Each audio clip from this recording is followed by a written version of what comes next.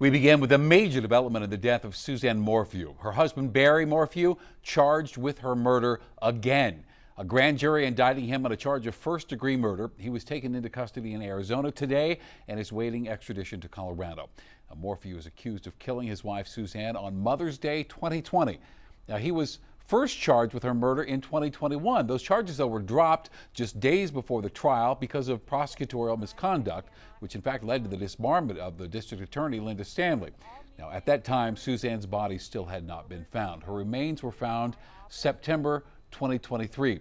Investigators came across them in Moffett, or very near there, during an unrelated search.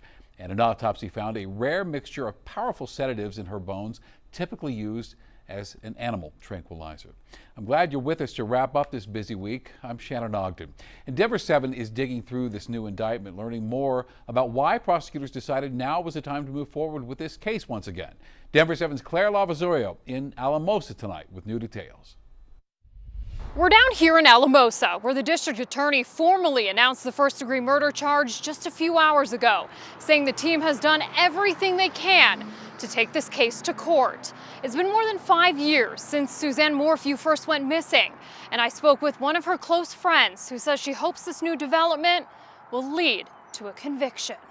Please. A husband once pleading for his missing wife's return. Love you, we miss you, your girls need you. Is charged with her murder for a second time. Colorado as a whole has never stopped fighting for justice for Suzanne. Barry Morphew was arrested on Friday in Arizona. He's now waiting to be extradited to Colorado. This comes nearly 2 years after Denver 7 was the only station alongside investigators, as they discovered the missing mother's remains just outside of the town of Moffett. And a CBI official confirming with me here on scene. We spoke with her close friend, Tisha Leeway. She hopes this time justice sticks. Now, I believe that they're not going to let this go. I wouldn't even have cared if it was 5 more years, as long as they get the evidence and get the conviction this time. New details from the grand jury indictment say Barry was the last known person to see her alive. The documents also reveal Barry told investigators following Suzanne's disappearance that their marriage was the best. Though the indictment alleges Suzanne confided in people that she was unhappy in the marriage in the weeks and months leading to her disappearance, and had been having a secret affair with an old acquaintance. During Suzanne's autopsy, an animal tranquilizer known as BAM was found in her bones. The indictment says the chemical mixture requires a prescription and is tightly regulated, making it difficult to obtain. It also claims that Barry was a deer farmer and the only private citizen living in that area of the state that had access to BAM at the time of his wife's disappearance. Friends like Leeway hope that piece of evidence will be the final nail in the coffin for this case. Court hearings take a long time.